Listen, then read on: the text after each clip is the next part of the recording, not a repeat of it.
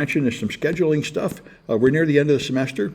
So today I've moved these chapters around a bit because we have a guest speaker in 2 weeks. We won't meet in this room, we'll meet in STEAM 102, and this is good. Guest speakers are quite valuable.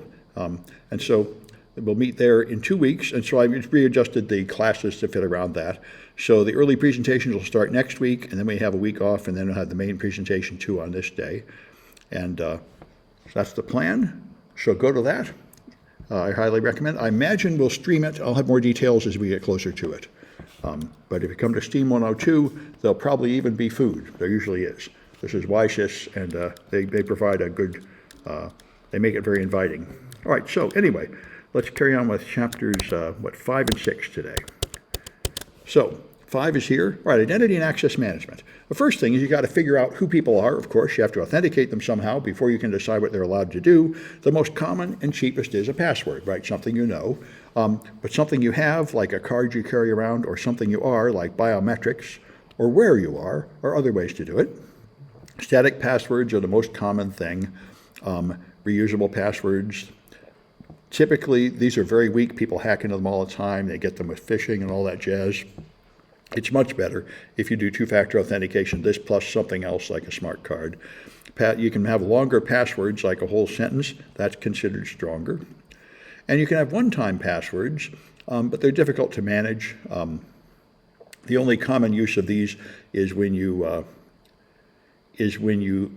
password reset and they send you a link that you can use just once. You can have these things, these RSA tokens or other dynamic passwords, hardware devices that change every 30 seconds or so.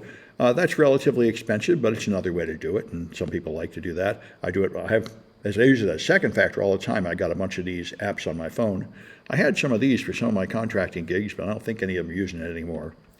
Anyway, strong authentication is multi-factor. This is highly recommended. Everybody should move to it as quickly as possible. All the single-factor authentication people keep getting hacked. And so, when people are guessing passwords, you can just see if they're making too many failed logins and then lock them out. Everybody should be doing that too. Now, when you store the passwords, you have to store them somewhere in the system, and you don't store them in plain text. Nobody's done that since about 95. What you do is you store a hash, which you do something like 5,000 rounds of SHA-512 and store that. And the point is, it just takes time to calculate those, so bad guys can't make a list of 100 million passwords and calculate all those hashes in a reasonable amount of time. So in the Unix system, they store them here. In Windows, they store them in part of the registry. All right, and so you can capture the hashes either from network traffic as credentials are passed over the wire, or read from RAM with various tools you can run on a compromised system. And so if you look at the various hash types, the landman hash is the old one used by Windows XP and earlier. Now Microsoft uses their newer technology, the NT hash, which is one round of MD4 and was developed in 1993. That's the new one. The older one is left over from IBM long ago. They're both extremely weak, like 1,000,000 times weaker than what Linux uses. So a dictionary attack, you just use a list of possible passwords, and this is why people started with the password complexity rules, where you had to have an uppercase character and a lowercase character and a number, and length rules to try to help. Brute force attack, where you try all combinations. Rainbow tables were effective on the older password hashes, where you would store partially computed password hashes in memory, and then you just look them up instead of calculating them, just so you can do more passwords per second. And this was extremely effective at cracking, say, Windows XP passwords. It's not that effective anymore. Insults are very useful, or the rest, I should say 75 is when the rest of the world found out about this. Microsoft still did not get the memo. They don't use salts.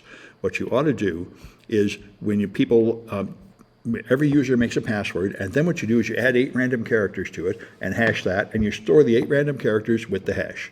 So if 2 users use the same password, they will have completely different hashes, and there's no way to tell that, which is much better. And this is what Linux uses and the Mac, but not Microsoft. What Microsoft uses instead is this stuff, really old settings. You can have a password history where you can only have the maximum password age is like 90 days. You have to keep changing your password, and you can't change it to any of the previous 24 passwords because it remembers them, and so on. This is what we're all living through as it's irritating. And, these turn out to be extremely ineffective. The point is, even making you use complexity requirements is not worth anything. The only point of that is if you used a normal dictionary to look for passwords, they wouldn't be in there because it has like symbols and numbers, but everybody uses dictionaries of stolen passwords, which pass this requirement. So these things are pretty much useless, and in particular, forcing you to change your password every 90 days, that was a stupid idea from the beginning, and 2 or 3 years ago, the government came out and officially rescinded it and said, we discovered that doesn't do anybody any good. That just irritates people for no reason. But every company I deal with still does it. It will basically be a long time before they catch up with that. Anyway, people often write them down somewhere stupid, store them somewhere they can be stolen. So it's a whole lot better to have two-factor authentication. So you can have some kind of synchronous token like Google Authenticator, or asynchronous token where you have to enter a challenge. I've never seen these, but that's another way to do it. So you enter your username, it sends a challenge. You then enter the PIN in the challenge and send some kind of token back. That's another way to do it. And something you are, like biometrics, this is very useful, and this is what the new passkeys that are all the rage now, that Microsoft and Google have been pushing for the last 2 years. You usually put it on your phone, and you authenticate with biometrics every time. You have a password, and after a while you just use that, and that's considered very secure. And the problem with them is they haven't really figured out how to store them, how to back them up, how to move them to another device, which is a serious problem. So in fact, the best solution I've read about is people generate passkeys and then they store them in a password manager. So anyway, so biometric systems we rate them this way. You have a false reject rate and a false accept rate. As you turn up the sensitivity, then it very often will reject a valid user, but it will also always reject an invalid user. So if you really have like a highly military facility where the number one thing is to make sure that nobody unauthorized get in, and you're willing to have a lot of authorized people that can't get in, then you set up the sensitivity over here where you have quite a few people that are valid but they have trouble getting in. If you have an opposite situation where you really don't care about strangers getting in, you just want to make it easy for the good guys to get in, then you go over here, and to rate the quality of your sensor, you measure the crossover error rate. How many errors does it make when these two numbers are equal? That just rates the accuracy of your sensor at detecting people. So fingerprints are the most common, although I think now facial recognition is getting very common since Apple has it. And you measure, as you probably know from TV shows, fingerprint recognition works by finding these distinctive points called minutiae and then seeing how many of them match. Retina scans are considered high quality, but the people don't like them because you have to stick your head in a cup and have some kind of weird thing poking in your eye, and people get nervous about it. Iris scans are getting more and more popular. You're too expensive for normal use, but they use them in airports and such because they found out with a high-resolution camera, you can scan an iris, which is the visible colored part of your eye, from a distance like 20 feet. So they have cameras in places like airports and football stadiums that will scan the iris automatically and see if somebody is like a known terrorist. So that's considered pretty high accuracy. They're just expensive. And hand geometry is another one. I've seen these. They never seem to catch on. You put your hand in a little tray, and it just measures the veins in your hand with infrared. And that's another thing that's distinctive. People tried to think they'd do it from your keyboard dynamics, exactly how you type. This never really caught on. And of course, another thing is voice prints. That's been big in science fiction. In practice, it never caught on because it never worked. They never got the voice print accurate enough to really work. And people often have a cold or something. Signing with a pen would be, and like the voice print sounded good, but in practice it turned out not to be very practical. And I don't know anybody that uses it as a system anymore. Facial recognition is huge, all over the place. I got it on my phone. Like I say, now the TSA is going to use it for everybody traveling internationally. The problem with these is it tends to be very inaccurate, especially on black faces. They're much worse on black faces, probably because they don't train it on enough black faces. But anyway, it's often wrong. And there's another article came out recently testing AI and showing that everybody has a huge tendency to believe what AI says. Even people that are experts in it just believe what the AI says. Certainly the cops seem to just believe what the facial recognition tells them far more than they should. Nobody seems to, I guess the AIs seem really smart. And people don't remember. I mean, I use it all the time, and it's wrong 20 or 30% of the time. That's okay, I accept that. But apparently a lot of people don't remember that, and they believe these things. Anyway, and of course your physical location often matters. You know this for blocking sports events, but this is actually quite useful to detect fraudulent transactions, to make sure if they can geolocate you on your phone and make sure that where you're using a credit card is in fact near the phone, that would really be good. Then if somebody has stolen your credit card, they're not with your phone, and that would be a clue that it's a fraudulent transaction. All right, let's try Kahoot. Here they are. And of course, your physical location is quite useful for advertising too. People like to advertise you because they're near the store. Pop up a special, for the next 10 minutes, you can get $2 off a hamburger or something. Oh, I shouldn't have started it yet. Well, they didn't let me start anyway. Good.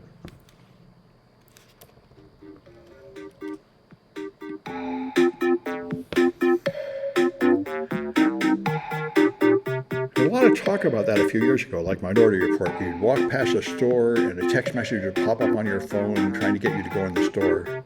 I think they tried it and people didn't respond well, so it never really caught on. I think they didn't want to admit how much they're tracking where everybody is all the time. But the fact is, they are spying on you everywhere.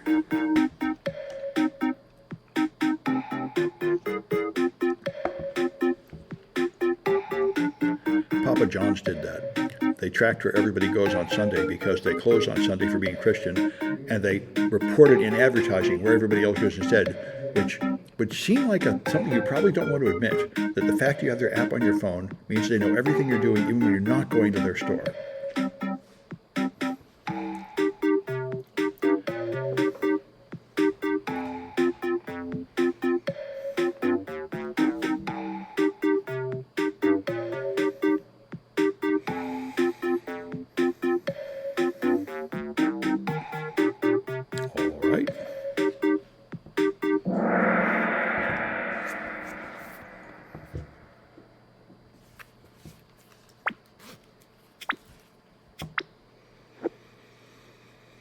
All right, so which system denies entry to authorized users?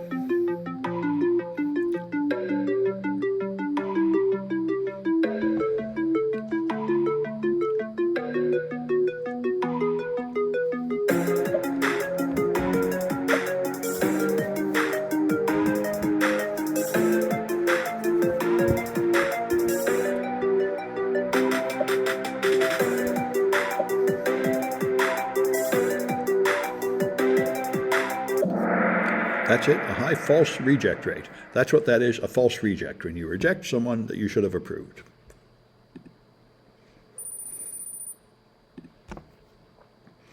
All right, where are the password hashes on Windows?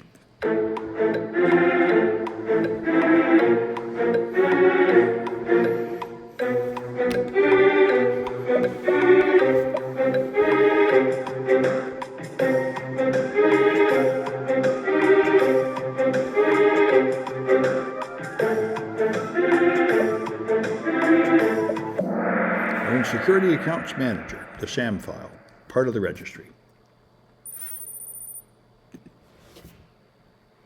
All right, so what would you add to a password to make two-factor authentication?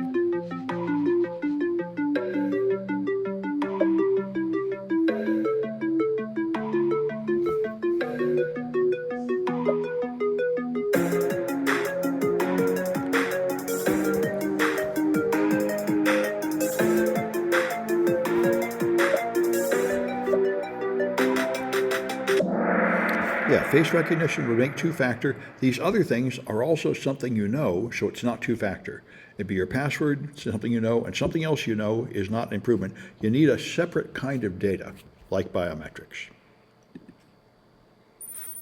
The point is, if someone steals the password, you don't want them to also be stealing the other thing. And if it's something you know, they're probably going to steal it all at once. Whereas it's hard to steal your face and your password with the same attack. All right, how do you stop an online brute force attack?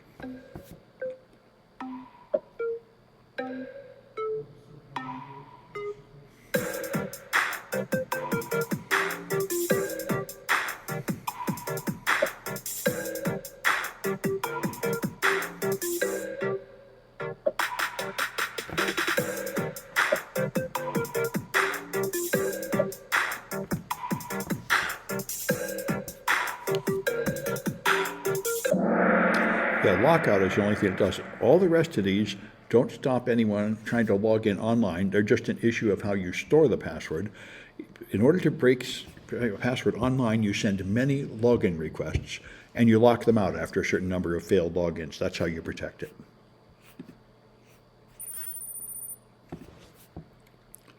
All right, so what's the weakest password hash?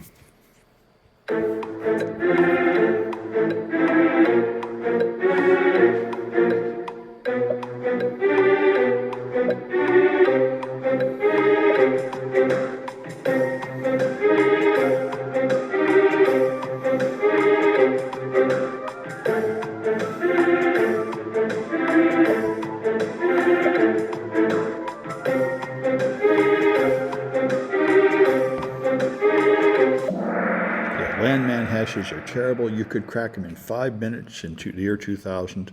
I'm sure you can crack them even faster today. The rest of these are used by more modern systems. This is what Windows uses now, and this is what Linux uses now. All right.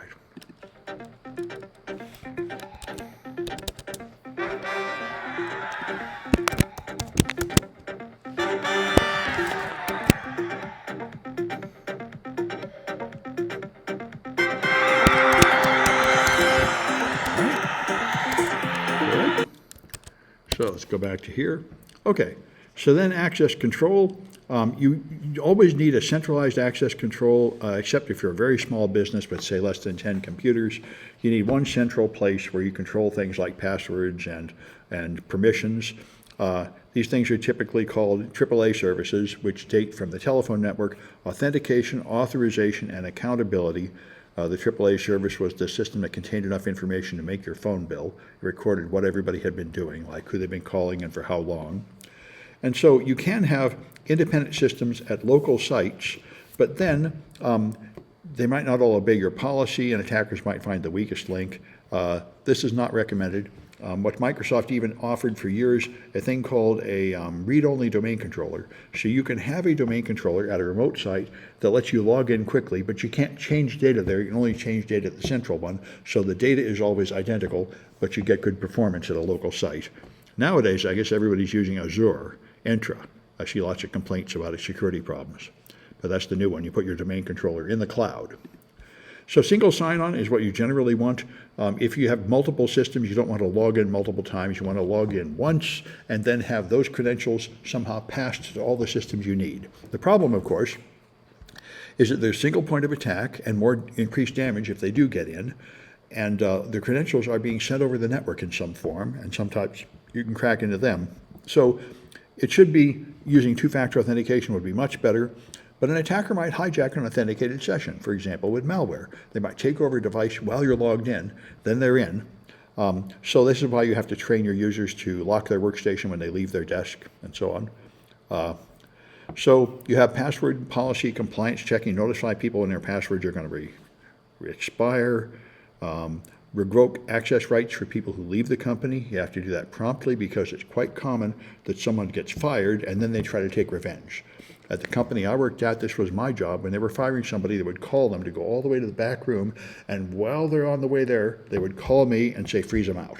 So before they even know they're fired, they're locked out. That's the right way to do it. You don't want to have any period of time when they're mad at you and they still have access. All right, so access aggregation occurs when you get access to more and more systems. This is a common flaw. It happens at this college. If you need to get into a room, you just find an old teacher, because as time goes on here, you just get more and more keys, and they never take them back. So the old teachers have like a whole drawer full of keys, and they get in everything. Authorization creep, same kind of thing, where you get more entitlement. This can overcome your rules. You really should be auditing these things and controlling them. Federated identity management is a big thing. Microsoft pushes this a lot, where you can go across organizations. This happened to Microsoft. They had everybody prints their paychecks at a company in Texas. It was run by Ross Perot, who ran for president. And so they had Microsoft employees got their paychecks from there, and they were able to log in with their Microsoft credentials. You'd log into the Microsoft domain controller, and they had a FIM server, Federated Identity Management server, at that Texas company that would accept that login to let you go in and print out your paycheck. But then Microsoft had layoffs, and people could not get their W-2 forms anymore because their Microsoft account no longer worked, and therefore they couldn't get their credentials. But that's what happens. And in practice, of course, the whole world pretty much uses Facebook and Google and Microsoft as your identity. In fact, some sites I've been logging into lately, they don't even have any ability to take an email and password. You can only log in with like Facebook, Google, or Microsoft. The fact is, the number of customers that don't have one of those accounts is probably not worth wasting your time on anymore. And then you don't have to take responsibility for handling the password or anything. Let that other company do it. Obama wanted to do this for the whole of America. He was going to have the U.S. government be the central identity provider for everyone. One of the things Obama did is he would announce something incredibly stupid, and within a couple of days he would just like pretend I never said that. He's the one, John McCain wanted to build a base on Mars. He had something like that. This is one of the things that everyone pretended he didn't say that. He was going to go to Syria on Assad's side too. That's another thing that just vanished after a couple of days. He said these outrageous things and then just sort of buried them when people found out how bad they were.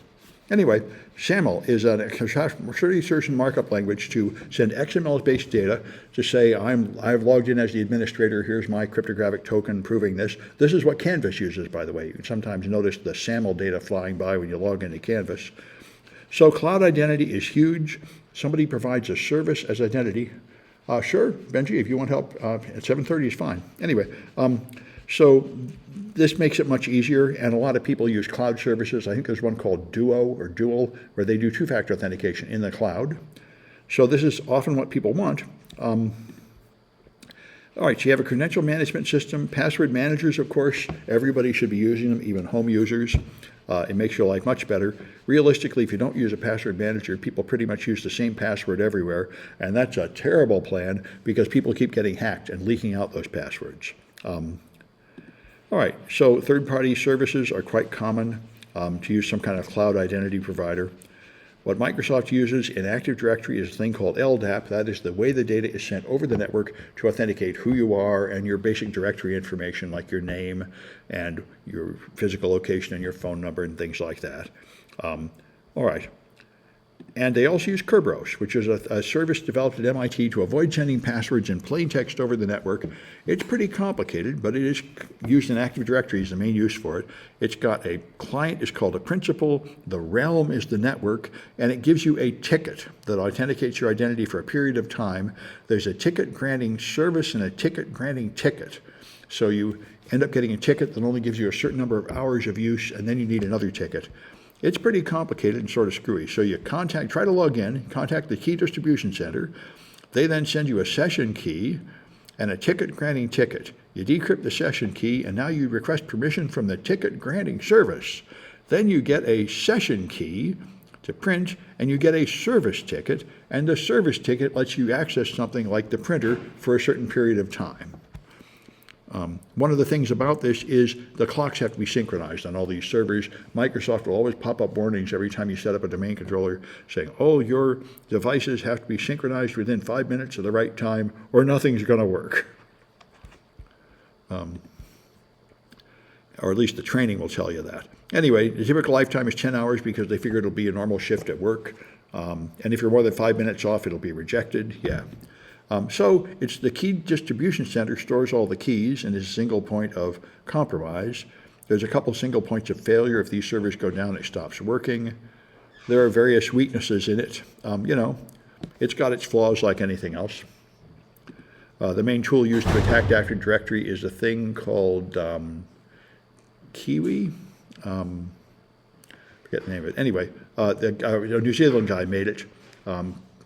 And it's called Tomcat or something. I can't remember the name. Anyway, it's a very powerful tool that hacks into Microsoft Active Directories. All right, so Sesame is a European alternative to Kerberos. I've never seen it go, but it's essentially the same thing. I don't know who would use it. If there's any real market alternative to Active Directory, I've never come across it. As far as I can tell, the only alternative it ever was Novell Directory Service, and that's been gone for years. That's why Microsoft makes so much money, largely. There's no replacement for them. Now, for dial-in users, which was originally people that dialed in using dial-up modems, but now it's people who connect over the internet, You can use this thing called Radius. It's still commonly used. Cisco made some replacements intended to be better called TakeHacks and TakeHacks Plus, which you'd usually have if you're using a Cisco device to let in your remote users. The original login used PAP. You sent the plain text password directly over the wire. That's a terrible idea. Anybody can steal it, so that's pretty much gone. But then we had CHAP. CHAP, the server sends you a challenge, which is a certain number of random letters. You add that to a password and hash it and send it back over the wire. That proves you know the password, but if people sniff it, they don't get the password directly. And there have been various versions of that. So Microsoft now uses Kerberos, and you define domains, which are networks of computers that all share the same login credentials, and then you can have a trust between one domain and another, which is the reason why everybody has to use Microsoft servers. Because if you are a huge multinational company with 1 million computers and you buy another company with 10,000 computers and you want to integrate them into your network, you must use Microsoft domain controllers. Nobody else has anything that can handle that complexity. And you can even say the administrators of my main company are administrators over that company, but they are not administrators over here, or this location is trusted, this location is not trusted. You can do all that with these transitive and non-transitive trusts in Active Directory. And that's why you want to get Microsoft certification. There's like 7 tests and a bunch of classes, and then you learn how to manage this. It's a very valuable skill. And that's what the huge corporations have to do. All right, so the access control models, there's the 3 main ones: discretionary, mandatory, and non-discretionary. Discretionary is the low security one for like home users. You own the computer, you have total control over everything on the computer, you can decide who to share it with. You're the owner, and at your discretion, you can expose any data on that machine. Mandatory access control is if you're in the military or any place with high security, you do not have the right to share anything. Subjects have clearance, objects have labels like this: confidential, secret, and top secret, and you can't change any of those credentials without going to some high authority that will decide whether it's possible to declassify something. So it's much more expensive and much more cumbersome, but of course more secure. Non-discretionary access control is where you don't have discretion, so it's either role-based or task-based. Role-based is where you have sorted into a role, like nurse or backup administrator or help desk technician, and then they specify what you're allowed to do. Network engineers are allowed to do this, but not that, and so on. So your role determines what you're allowed to do. This is what most companies have. They have groups in Active Directory, and they put you in the group like sales or management or help desk, and then you get your permissions from your role. You could be task-based. If you want it, it's a little bit different than role-based access control. It's based on the job you're doing, but amounts to about the same thing. And you can have other rules in general. You can have any kind of rules you want, like firewall rules, where people only have access at a certain time of day or something like that. So then you can have context-dependent access control, and this is quite common, where it depends on who you are. So employees can only see their own data, but not other people's data. Most employees in Active Directory are only allowed to log in at certain times, because that's when they should be there. And if someone tries to log in late at night, for someone that doesn't work late at night, you can't get in because of restrictions on your account. All right, let's try another Kahoot.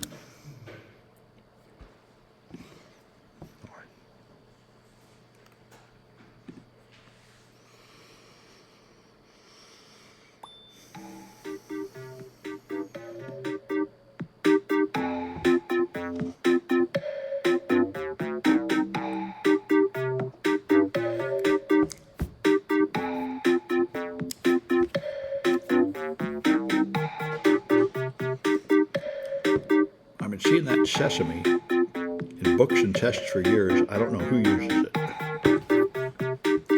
Maybe somebody in Europe.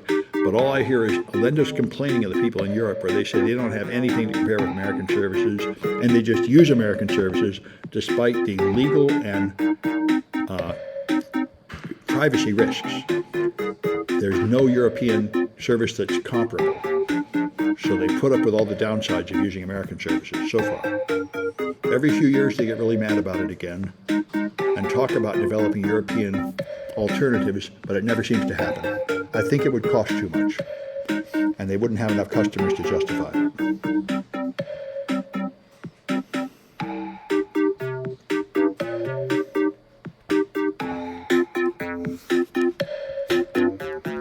All right.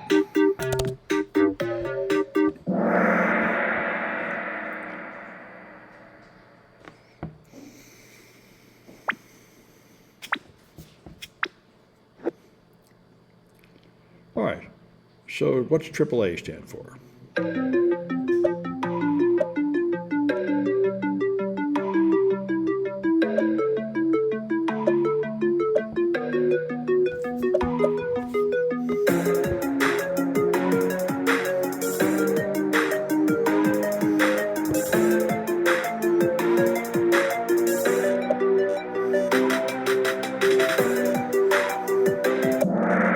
It's accounting, and it is logical. They have to figure out who you are, then they have to decide what you're allowed to do, and then they need to record what you do. And like I say, this was all originally planned to make your telephone bill.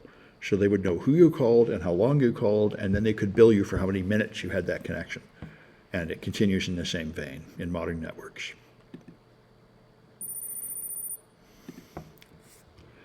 All right, which system gives you SSO and internet scale?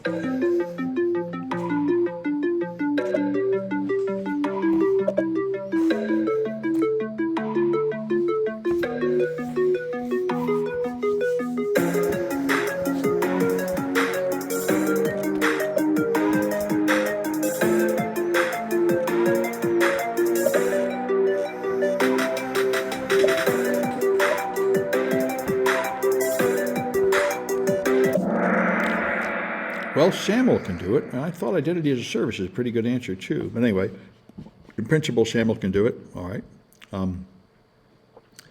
This is kind of unfair, which I mentioned is often true of CISSP questions. I'm not sure mine reproduce the exact unfairness of the CISSP exam, but anyway, we'll carry on. That's part of why they're extra credit. Sometimes I don't agree with them, even though I wrote them. All right. How about log on with Google? What does that provide? Okay.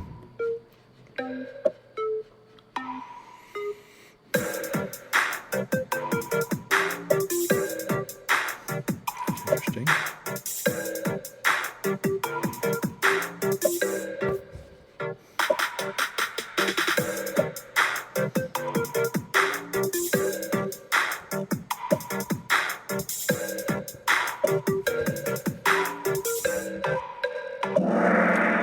It's FIN.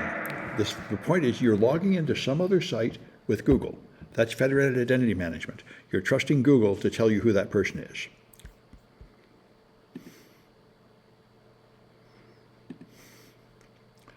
All right, in Kerberos, which component is the workstation logging in?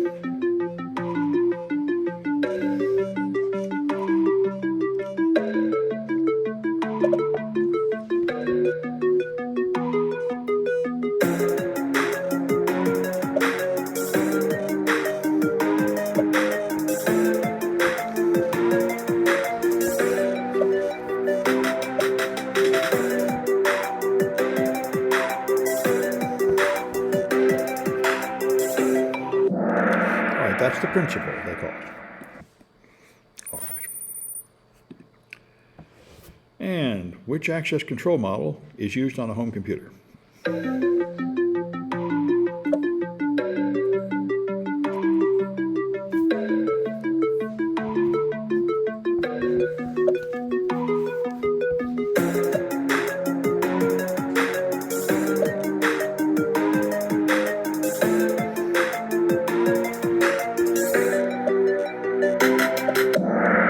Discretionary access control, you own it, and you can do whatever you want with it. All right.